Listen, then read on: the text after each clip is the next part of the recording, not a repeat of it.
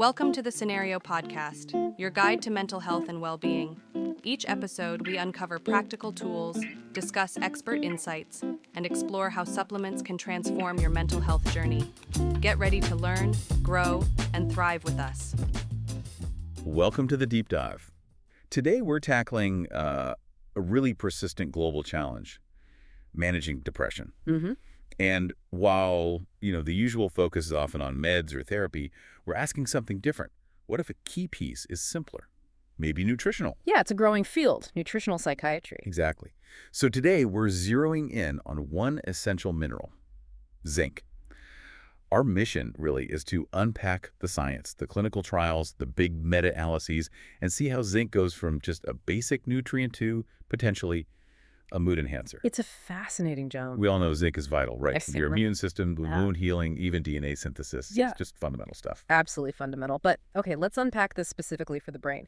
Because zinc isn't evenly spread out. It's actually highly concentrated in certain brain areas. Oh, interesting. So it's targeted. Very much so. This tells us it's integral to brain health. It influences neurotransmitter function, cognitive processes, basically how your brain signals work. And what's really getting attention now are studies consistently showing this strong connection, actually, an inverse relationship between low zinc levels and mood disorders. Okay, inverse relationship. So just to spell that out, lower zinc in the body correlates with a higher risk or perhaps more severe symptoms of depression. Precisely that. We see it again and again in the research. Patients diagnosed with depression often show up with low serum zinc levels. Wow. And critically, it's not just some random finding. These low levels directly correlate with how severe their depression symptoms are. So it's not just a coincidence. It's tied to the intensity of the condition. Exactly. It really makes you question the mineral's role in just baseline mental resilience. Okay, so if deficiency is linked to making things worse, does having enough zinc act as a preventative? What does the bigger picture research say about reducing risk? I mean, could this be a sort of underdiagnosed issue in mental health? Well, that's the million-dollar question, isn't it? And the large-scale meta-analyses, they strongly suggest, yes, it could be. The numbers are pretty striking. Individuals who get more zinc, whether through diet or supplements, seem to have around a 28% reduced risk of developing depressive symptoms. 28%. That's not trivial at all. Not at all. It's a significant figure. And if you think about the broader implications, this isn't just about treating someone already depressed. Intervention. Exactly. It suggests that just ensuring adequate zinc intake could be a really crucial and, frankly, quite accessible step, both for public health and for you personally, especially if maybe your baseline levels are a bit low to begin with. A 28% reduced risk really pushes this into clinical relevance, doesn't it? Beyond just general eat well advice. That's a hard number. It is. Okay, so let's move from seeing the link, the risk reduction, to actually doing something. What happens when zinc is actively introduced as part of treatment? What's the clinical evidence say there? Right, so we need to look at this in a couple of ways. First, there's zinc used on its own as a monotherapy. Just zinc, nothing else. Yes. And some studies do show significant improvements in depressive symptoms with just zinc. It suggests it can work independently. But, I sense a but coming. Well, the but is that this effect seems most pronounced in people who are already clearly zinc deficient. It might be correcting that underlying issue. Okay, that makes sense. So where does it shine more broadly? It seems the more consistently effective role is when zinc is used to support existing treatments as an adjunctive therapy. Ah, so helping the standard treatments work better. Precisely. And this is where the randomized controlled trials, the RCTs, our best evidence, come in. They really back this up. Yeah. They show zinc playing a strong role in boosting the effectiveness of traditional antidepressants, especially the common ones, the SSRIs. SSRIs like Prozac or Zoloft and those types. Exactly. The selective serotonin reuptake inhibitors, the data here gets very specific. Let's hear it. Okay, so clinical trials found that participants taking 25 milligrams of zinc daily alongside their prescribed SSRI, well, they showed significantly greater reductions in their depression scores compared to patients just taking the SSRI alone. 25 milligrams daily. That's a specific dose. It is, and it suggests that for maybe patients who only get partial relief from their medication, adding zinc could potentially optimize the outcome, maybe push them towards a fuller remission. That's a really practical finding, that 25 milligram number. Yeah. But hang on. If the effect seems this clear, and zinc is, pretty common and easy to get, why isn't every doctor recommending this? Is there still skepticism? That's a very fair point. The skepticism often circles around a couple of things. One is the need for more really long-term studies, which we can touch on later. Okay. And the other big one is the how. Clinicians quite rightly want to understand the mechanism. Is this just, say, reducing inflammation in the body, or is it really acting like an antidepressant in the brain itself? Got it. They need the biological pathway. Yes, understanding how it works is crucial before it becomes standard practice. Well, that leads us perfectly into the mechanism then. Yeah. The how. This is what really elevates zinc from just a mineral supplement to something potentially therapeutic, right? Mm-hmm. How does it actually manage these effects in the brain? Right. And the mechanism is why zinc is, frankly, more interesting than many other supplements talked about for mood. It seems to have a pretty precise ability to modulate key neurotransmitter systems. So real biochemical action. Yes, genuine pharmacological-like action, but using a natural mineral to kind of fine-tune a crucial brain pathway. Okay, which pathway are we talking about? Specifically, zinc has a direct impact on the NMDA receptor. This receptor is a major player in what's called glutamatergic neurotransmission. Okay, glutamate. That's an excitatory neurotransmitter, right? Speeds things up. Exactly. Think of the NMDA receptor system as like the brain's accelerator pedal.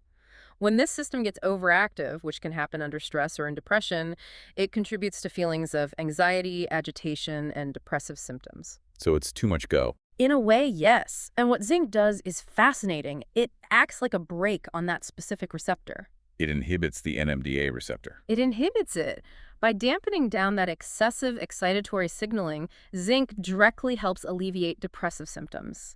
And there's a bonus. This action also seems to offer cognitive benefits. How so? By stabilizing things, it can enhance mood stability, sure, but also improve focus and clarity cognitive functions that often get really impaired during depression. It's actually quite an elegant regulatory action. Wow. So it's not just filling a deficiency, it's actively regulating a key mood pathway. That changes the perspective quite a bit. It really does. And to make it even more relevant for you listening, how well it works might also be linked to your individual biology, genetics. Ah, the personalized medicine angle. Exactly. Some early research suggests that zinc receptors in the brain can actually be upregulated, maybe making some people more responsive. Plus, genetic variations might influence your baseline zinc levels and how you respond to taking extra. So down the line, we might be looking at tests to see who benefits most. That's certainly the direction things could head, a more personalized approach based on blood levels, maybe even genetic markers. Okay, this brings us straight to the practical side.